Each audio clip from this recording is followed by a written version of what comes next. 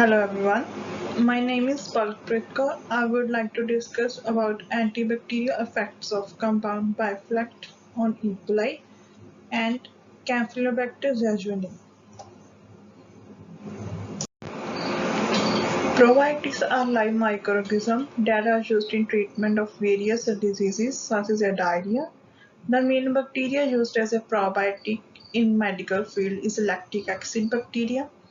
The cases of infection from E. coli as well as a Campylobacter jejuni has been reported continuously in many nations.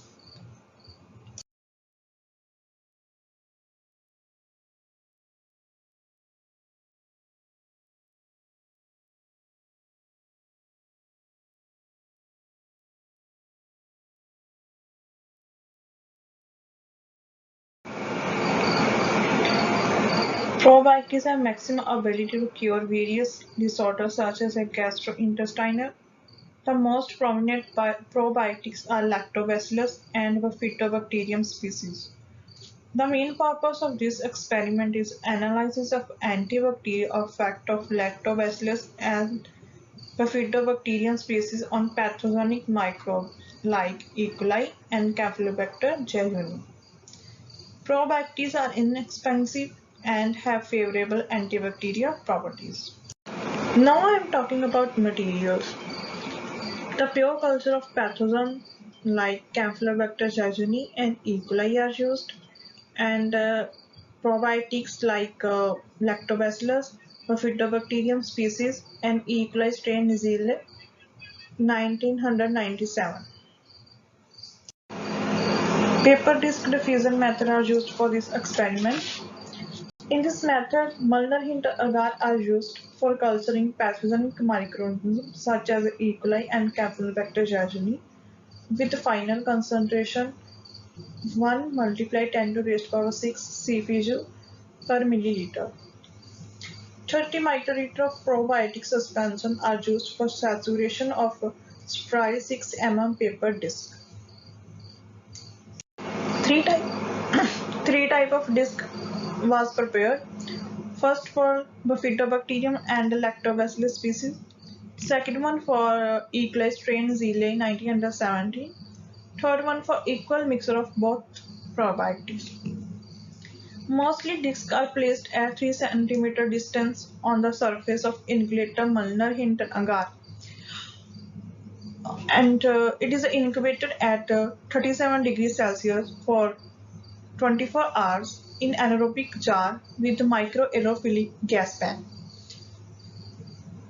From this experiment, the inhibitory zone diameter of growth was observed.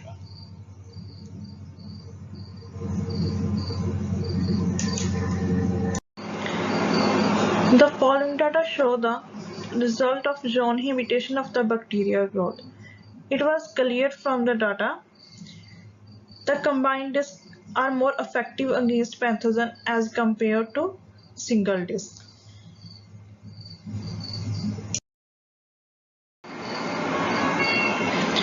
Probiotics proved to be beneficial for curing the diarrhea and eradication of bacteria involved in the pathogenesis of diarrhea. The production of organic acid by Lactobacillus species showed an inhibitory effect against gram-negative bacteria because of bacterial outer membrane. It is considered as an antimicrobial compound.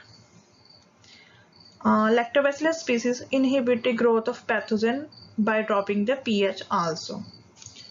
E. coli makes a biofilm of non-pathogenic microorganism, thus preventing the adhering of pathogen on the surface of the cell.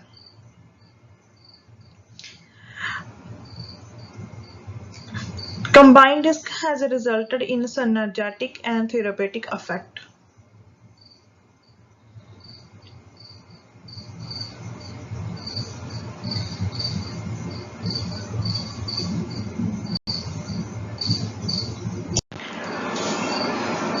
Combined discs are more effective way to inhibit the growth of pathogen as compared to single-cell probiotics. The result of this study showed that probiotics in laboratory were able to inhibit the E. coli and Campylobacter jejuni intestinal pathogen. E. coli and Acile 1917 have ability to kill the pathogen in human intestine. It is a clear from result probiotics are effective against E. coli and Campylobacter jejuni. It is suggested that the immunocompromised patient and those who have a broad spectrum antibiotics or even healthy people probiotics are capable of periodically reconstructing a digestive probiotics. They are recommended in the first 2 weeks of each season for prevention of infection and inoculation of pathogen in the body. To conclude, all the pathogenic microbes show sensitivity to probiotic disk. Synergetic effect was recorded in combined probiotic result only. The combined strains are more efficient way to kill the pathogen. Bacteria are not resistant to these antimicrobial peptides. Bacteriocins are considered as a substitute for antibiotics. Thank you everyone.